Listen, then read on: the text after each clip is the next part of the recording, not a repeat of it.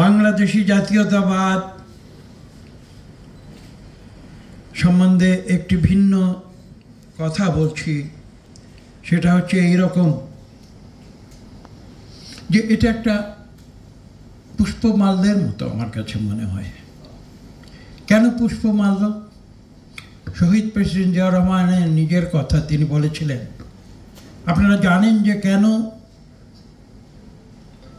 আমরা এই বাংলাদেশি জাতীয়তাবাদের প্রয়োজনীয়তা অনুভব করেছিলাম স্বাধীনতার অল্প কিছুদিন পরে। একটি সংঘাত সৃষ্টি হয়েছিল। সংঘাতটি কি? স্বাধীনতার পর এই দেশের জাতীয়তা, সেটাকে চিহ্নিত করা হয়েছিল বাঙালি হিসেবে, এবং তখন প্রতিবাদ হয়েছিল। কাজে বাংলাদেশি জাতীয়তাবাদের কথা বলতে গেলে তার পূর্ব ইতিহাসটুকু না বললে সেই ইতিহাস অসম্পূর্ণ থাকবে।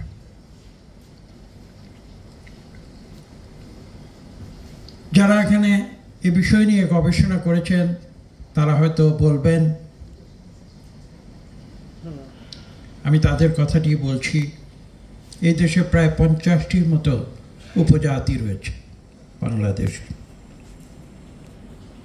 চাকমা সবচেয়ে বড়, তারপরে মারমা, তারপরে গারো, সাঁওতাল, হাজং, মুরং, খাসিয়া, রাজবংশী, কোল, ভিল, মুন্ডা, কোচ, লুসাই, এবং এরকম সব মিলিয়ে প্রায় 50টির মতো। তাহলে আমরা এই দেশে বাস করে আমাদের জাতীয়তাবাদকে যদি বাঙালি বলি, সেটা কেমন হবে? সেটা কি সঠিক হবে? সেজন্যই কিন্তু প্রতিবাদ হয়েছিল। এবং শহীদ প্রেসিডেন্ট জিয়াউর রহমান তার সমাধান দিয়েছিলেন অত্যন্ত চমৎকারভাবে, সুন্দরভাবে।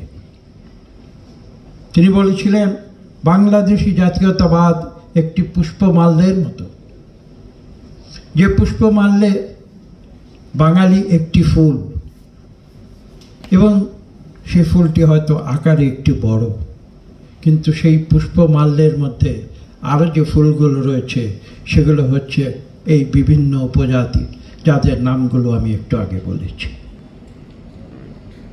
এবং তার সমাহারে যে জাতি সৃষ্টি হয়েছে এবং যে জাতীয়তাবাদ সৃষ্টি হয়েছে, তার নাম তিনিই করেছিলেন বাংলাদেশি জাতীয়তাবাদ।